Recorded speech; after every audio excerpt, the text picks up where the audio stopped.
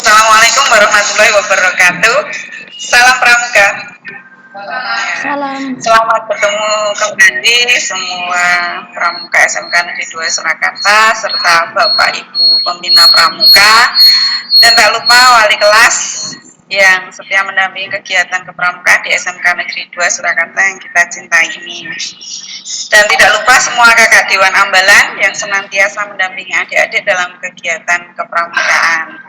Untuk hari ini agenda kita yang pertama yaitu tentang koordinasi pramuka, bahwa mulai hari ini akan ada kegiatan pramuka meskipun di masa pandemi kita akan tetap mengaktifkan kegiatan melalui Google Classroom. Nah, selain Google Classroom, di situ ada fitur Google Meet yang kita gunakan saat ini.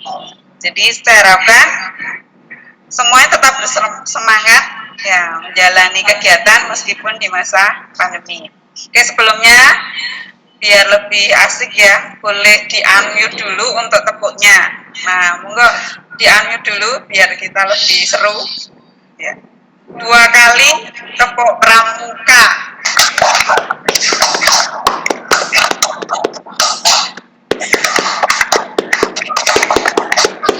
Ya, terima kasih, tetap semangat ya gitu ya.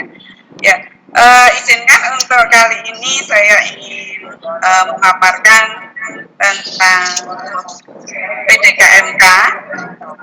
Ya, PDKMK di sini saya sudah ada beberapa konsep yang bisa kita pelajari bersama untuk sore hari ini, yaitu PDKMK.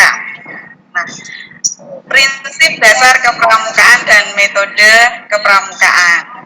Nah, di sini kita sebagai pendamping kegiatan, baik itu sebagai wali kelas, bagi pembina pramuka maupun Dewan Ambalan, kita memegang peranan penting dalam pembinaan kepramukaan, khususnya di SMK Negeri 2 Surakarta, yang kita tahu kita mempunyai siswa kelas 10 sebanyak 800 siswa. Nah, sebenarnya apa sih PDKMK itu? Nah, prinsip dasar kepramukaan, yaitu asas yang mendasari kegiatan kepramukaan sebagai upaya membina watak dan membentuk karakter didik. Jadi kalau kita mengadakan pembinaan itu tidak serta-merta terus kita membuat aturan sendiri, bukan seperti itu. Jadi semuanya ada asasnya, ada landasan dalam pembentukan karakter peserta didik. Karakter itu ada yang baik, ada yang kurang baik. Nah, diharapkan kalau dalam prinsip dasar kepramukaan otomatis membentuk karakter peserta didik yang baik. Nah, adapun prinsip dasar yang digunakan dalam kepramukaan yang pertama adalah iman dan takwa kepada Tuhan yang Maha Esa. Nah, ini sebagai asas nomor 1. Segala sesuatu itu kalau ada asasnya berupa iman dan takwa, otomatis tidak akan keluar dari jalur ataupun norma yang ada, baik itu norma agama, norma ketuhanan, norma susila, norma masyarakat, sehingga membentuk karakter yang baik.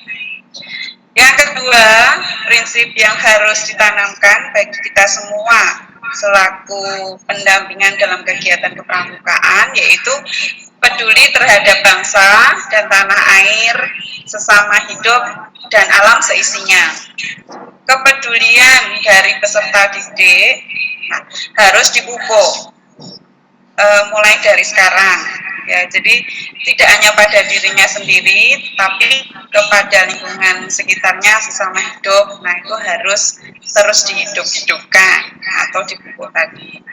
Yang ketiga, peduli terhadap dirinya pribadi.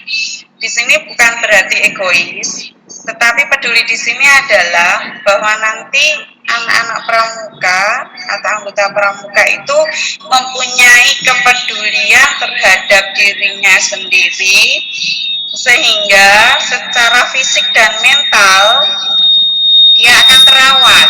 Misalnya sehari mandi 2 kali, Jadi kalau dulu-dulu kalau kemah itu katanya mandi itu adalah pamali. Pamali itu tidak baik dilakukan ya. Itu harus dihapus. Jadi meskipun kemah, nah itu mandinya juga minimal 2 kali. Kemudian harus selalu bersih, rapi. Nah, kemudian bisa punya tata krama yang baik.